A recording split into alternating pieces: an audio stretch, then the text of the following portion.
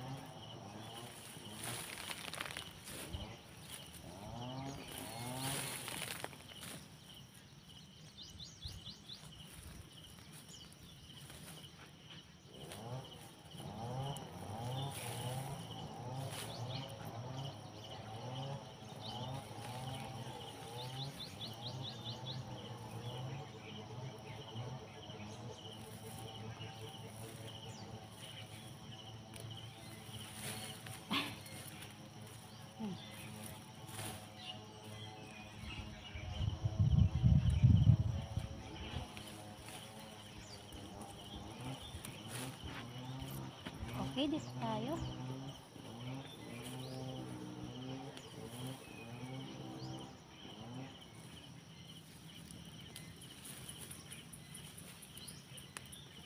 Ganun na ako. Ang yaman kay ate. Sa linggo na yung mga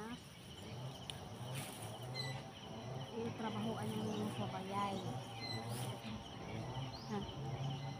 Di ba kakabalik yung gano'n? Naku, hindi ka katupaindian kasi ay trabahoan din mo.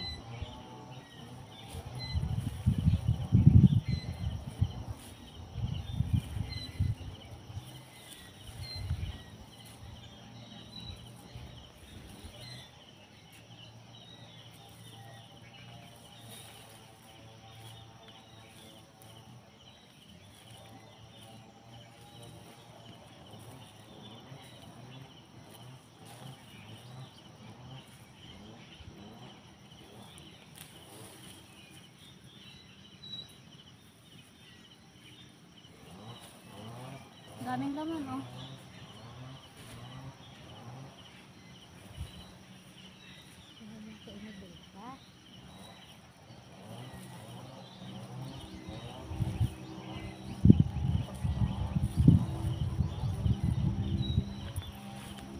Tapos, diretso na sa sako para diretso na hapon.